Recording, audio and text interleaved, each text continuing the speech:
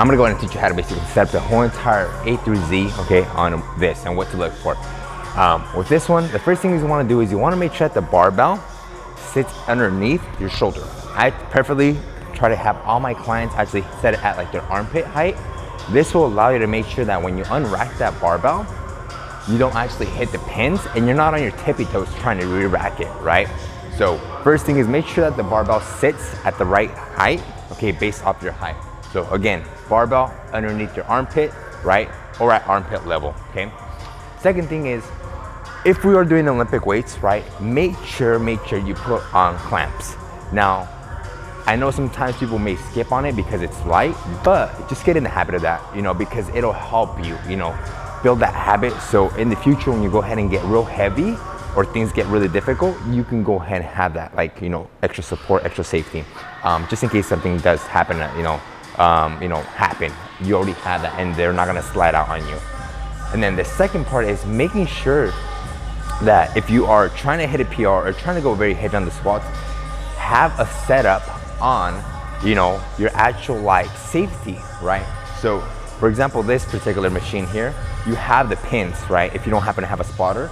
Now, typically what I have my clients do is I'll have them actually sit right next to it, stand right next to it, and it'll be about just like, you know, maybe like mid thigh, okay? This will allow them to make sure that when you go down and they have to go ahead and bail on it, they can go ahead and just fall forward, right? So that way the bar catches on the actual grips. Now, a lot of times some of these machines don't have that set up properly where, you know, they sit really good. So I like to shake them a little bit, making sure they're both nice and secure, okay? Especially if I'm going into very, very heavy squats. Anyway, so let's get to it. So we're gonna do is we're gonna go ahead and do a basic stance barbell squat, okay? We're gonna go ahead and go just outside on our grip, right? We're gonna go ahead and get underneath. Now, when you grip it, make sure that your wrist stays straight. So if you notice, I rolled my knuckles up a little bit, so that way my wrist stays straight, right? My chest is spread out. I'm gonna take a step out. Feet are gonna be outside of the shoulders. Toes gonna be slightly pointed out, about 3 degrees out. I'm gonna hinge at my hips, bend my knees, and then I'm gonna drive straight up. 1.